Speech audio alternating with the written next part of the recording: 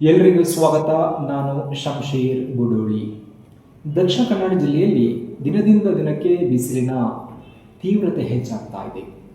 ಪರಿಣಾಮ ಜನರಿಗೆ ಈ ಬಿಸಿಲನ್ನು, ಆ ತಾಪವನ್ನು ಕಾಪಾಡೋಕ್ಕೆ ಕಷ್ಟ ಆಗ್ತಾ ಇದೆ.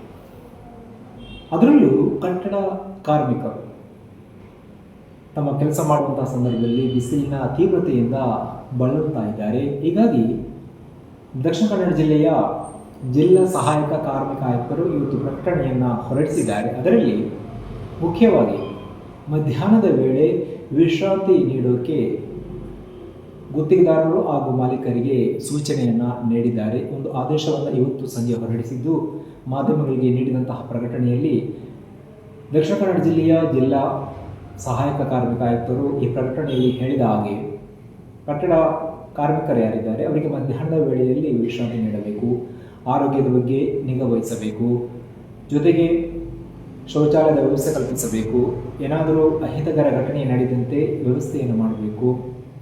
ಒಂದು ವೇಳೆ ಏನಾದರೂ ಆದರೆ ಗುತ್ತಿಗೆದಾರರು ಹಾಗೂ ಮಾಲೀಕರು ಜವಾಬ್ದಾರರು ಕಾನೂನು ಪ್ರಕಾರ ಕ್ರಮವನ್ನು ತೆಗೆದುಕೊಳ್ಳಬೇಕಾಗುತ್ತೆ ಅಂತ ಅವರ ಪ್ರಕಟಣೆಯಲ್ಲಿ ಆದೇಶವನ್ನು ನೀಡಿದ್ದಾರೆ. ಹೀಗಾಗಿ ಕಟ್ಟಡ ಕಾರ್ಮಿಕರಿಗೆ ಮಧ್ಯಾಹ್ನದ ವೇಳೆ ಅವರು ಕೆಲಸ ಮಾಡ್ತಾ ಇರುವಂಥ ಸಂದರ್ಭದಲ್ಲಿ ಮಧ್ಯಾಹ್ನದ ವೇಳೆ, ಯಾಕೆಂದರೆ ಬಿಸಿಲಿರುತ್ತೆ, ಆ ಸಂದರ್ಭದಲ್ಲಿ ಕೆಲಸ ಮಾಡೋಕ್ಕೆ ತುಂಬ ಕಷ್ಟ ಆಗುತ್ತೆ, ನಡೆದಾಡೋಕ್ಕೆ ಕೂಡ ಕಷ್ಟ ಆಗುತ್ತೆ. ಅಂತಹ ಸಂದರ್ಭದಲ್ಲಿ ಕಟ್ಟಡ ಕಾರ್ಮಿಕರು ಕೆಲಸ ಮಾಡೋದು ಕೂಡ ಅತ್ಯಂತ ಸವಾಲಿನ ಕೆಲಸ. ಹೀಗಾಗಿ ಮಾನವೀಯತೆಯ ದೃಷ್ಟಿಯಿಂದ ಈ ಎಲ್ಲ ಸೂಚನೆಗಳನ್ನು ಪಾಲಿಸಬೇಕು ಅಂತ ಆದೇಶದಲ್ಲಿ ಹೇಳಲಾಗಿದೆ.